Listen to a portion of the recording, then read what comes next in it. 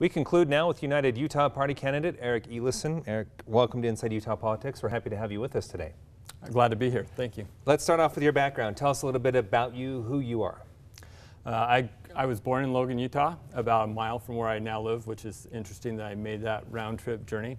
Grew up in southern Idaho, went to BYU for undergrad, and also have a degree from the University of Pennsylvania, the Wharton School of Business.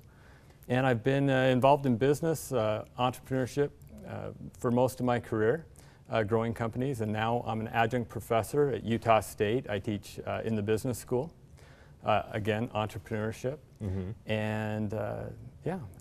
Let's talk about the party, because you're a third party candidate, United Utah Party. Why did you decide to affiliate with them? It's a fairly new party, I should mention, here in the state of Utah. Yeah, so Jim Bennett was the first to run 2018. I became frustrated with politics. The partisanship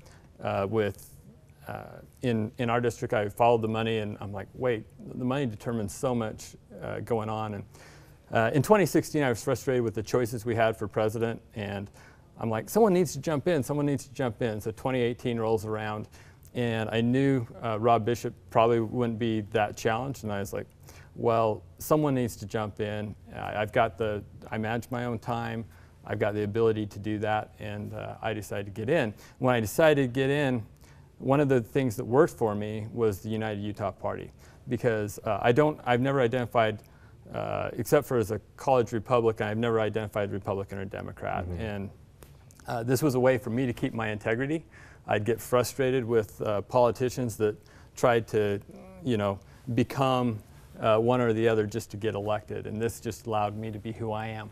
As a member of a third party, a very minority third party though, how do you really work to make a difference and to try to change the things that you're talking about? Well, look, 47% of Americans identify as independents.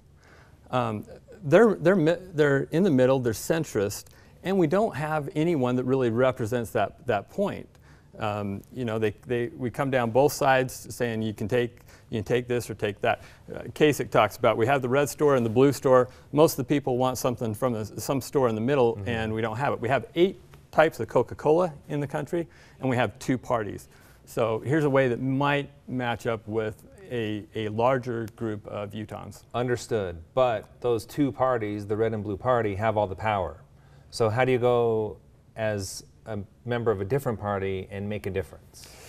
Well, look, if I'm Republican or I'm Democrat, I go out to Congress. The first thing I do is I report to the Republicans or the Democratic leadership. I report to one or the other. And what are they getting done right now? It's just the stalemate that we have out in Washington. So coming at this from a different approach may be the better way all across the country. There's a movement called Unite America also that's promoting the same thing of centrist candidates that are looking more to build bridges than they are to split. We're not solving health care, we're not solving the national debt. None of these things are getting solved, and we got parties that aren't talking to each other. Let's jump into that in just a minute, but first, you bring up a good point there. Does United Utah Party need a sister party, so to speak, that's more of a national presence than what you have here in the state of Utah? Yeah, so there's some different things. Unite America, No Labels, these movements that are going on pretty broadly. We've got something like 43 major candidates running as independent or under these third parties. There is a movement.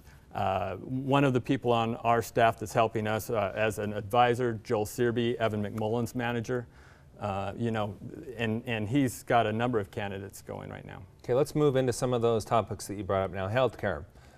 Where do we need to go to get healthcare moving in the right direction? I think this comes to a bigger issue that we have as a country, and that is that campaign finance affects every decision made. So if you look, for example, natural resources, $6 million from the oil and gas industry comes in to fund the campaigns for those individuals making those decisions. Same thing for healthcare. They're being funded by pharmaceuticals. They're being funded by insurance companies. How can we really answer and get to the solutions when we've got all that money coming in the decision-making process? So first of all, we've got to, across the board, we've got to address campaign finance. But in terms of healthcare, we need to allow, for example, the states to negotiate drug prices. We need to consider allowing imports so that we put some pressure on drug prices, and we need to create some transparency in the system. Do you support the Affordable Care Act? I don't support repealing it. I support that we need to fix it. There's too many things that would fall apart if we outright repealed it. Okay, let's get to the national debt real quick. I mean, you look at that and you can't even comprehend it, how high it has gone. How would you propose to chip away at that? Well, we got to look at the big buckets. I come from a business background. It's looking at the numbers. The biggest expenditure is healthcare. So again, if we can address healthcare, and there's a whole number of things we can do there, that's number one. Addressing the Social Security, number two. And then, you know, we got these funny... How do you address the Social Security, though? That's something we've been talking about for a long time. Well, we can, one of the first things we need to do is when it was set up, the average lifespan was 65 years. We've gone way past that, and we still have this age of 65. So we need to address the age limit for, I think that's the first thing that we need to do, and it's fairly easy to do. Not for people that are approaching retirement, but for people younger like myself that can plan for that. Okay, we have about 30 seconds left. Other ways besides Social Security to address the national debt? We need to change a lot of our procedures and within government buying.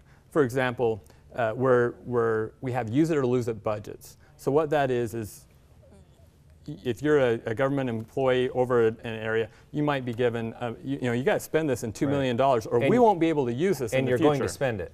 And you got to spend scenario. it. Yeah, and you got to spend it. Instead of having an allowance for you to come back and say, you know what, we don't have any good way to spend that money, let's change that. So we can change purchasing completely within our government. Okay, Eric Elison is with United Utah Party. We appreciate your time and being here on the show with us today. Thanks so much. Okay, thank you for having me. Stay with us. We'll be right back with more Inside Utah Politics right after the break.